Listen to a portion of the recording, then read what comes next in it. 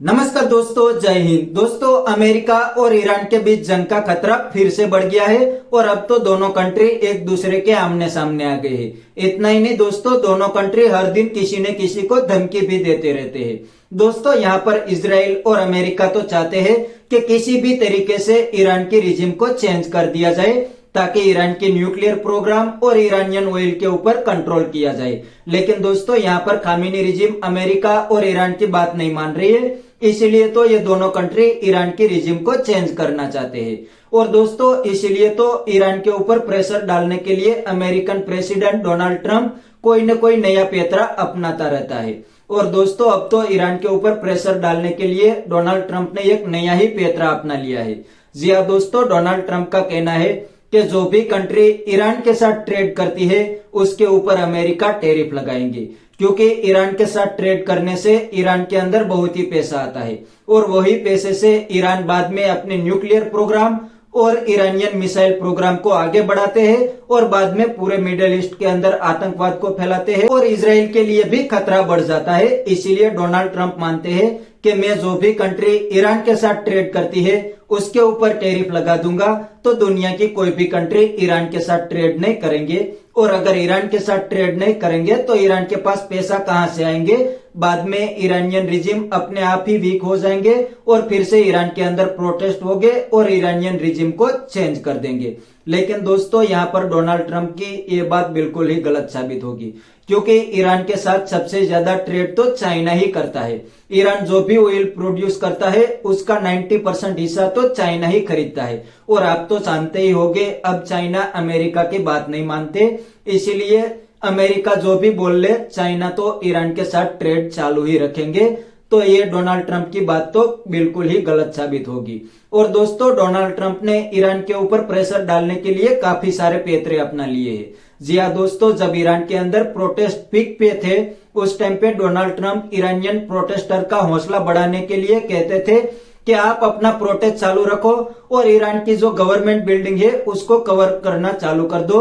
एक दिन American army Iran के अंदर आएंगे और खामेनी रिजिम को हटा के आपकी हेल्प कर देंगे और ईरान के अंदर कोई नई रिजिम को इंस्टॉल कर देंगे ताकि ईरान के जो हाल बन गए हैं वो सुधर जाएंगे। लेकिन दोस्तों, उस टाइम पे खामेनी रिजिम अमेरिका के सामने बिल्कुल ही नहीं लेटी और खामेनी रिजिम ने प्रोटेस्टर के ऊपर हेवी क्रैकडाउन किया और प्रोटेस्टर को भगा दिया। उसके बाद दोस्तों, अमेरिका ने ईरान के ऊपर प्रेशर डालने के लिए अपना सबसे बड़ा जंगी जहाज अमेरिकन लिंकन को अरेबियन सी के अंदर भेज दिया और फिर से ईरान को धमकी देना चालू कर दिया कि ईरान हमारी बात नहीं मानेंगे तो ये जहाज ईरान के ऊपर हमला कर देंगे और ईरान की रिजिम को भगा देंगे। इतना ही नहीं, ईरान की आर्मी को भी डिस्ट्रॉय कर देंगे।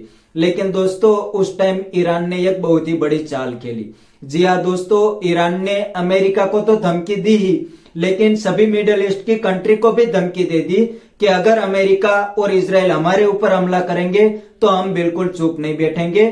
जो मिडिल ईस्ट की कंट्री के अंदर अमेरिकन एयरबेस या तो मिलिट्री बेस है उसके ऊपर ईरान हमला करेंगे और अमेरिका से बदला लेंगे, क्योंकि ईरान डायरेक्टली तो अमेरिका को टारगेट नहीं कर सकते। इसीलिए ईरान ने एक बढ़िया ही माइंड अपनाया और अमेरिका और सभी मिडिल ईस्ट की कंट्री को धमकी दी कि इजराइल और अमेरिका हमारे ऊपर हमला करेंगे तो हम आपकी कंट्री के ऊपर हमला करेंगे, क्योंकि आपकी कंट्री के अंदर अमेरिकन बेस या तो अमेरिकन एयरबेस मौजूद है। इसलिए दोस्तों, मिडिल ईस्ट की सारी कंट्री डर गई थी और अमेरिका को एक एडवाइस दी थी कि आप ईरान के ऊपर हमला मत करो, आप तो हमला करके चले जाएंगे, बाद में ईरान हमारे ऊपर हमला करेंगे। और दोस्तों, उस टाइम पे डोनाल्ड ट्रंप भी मिडिल ईस्ट की सभी कंट्री की बात मान गए और ईरान के ऊपर हमला नहीं किया। और दोस्तों, डोनाल्ड ट्रंप भी बिल्कुल अच्छी तरीके से जानते थे कि ईरान के पास काफी सारी मिसाइल्स है। अगर अमेरिका ईरान के ऊपर हमला करेंगे तो ईरान बिल्कुल चुप नहीं बैठेंगे। ईरान भी अमेरिका के जो भी मिडिल ईस्ट के अंदर बेस मौजूद है उसके ऊपर हमला करके बदला ले सकता है। इसीलिए दोस्तों, अब डोनाल्ड ट्रंप ने मिलिट्री ऑप्शन को साइड में रख के टैरिफ वाला पैंतरा अपनाया है।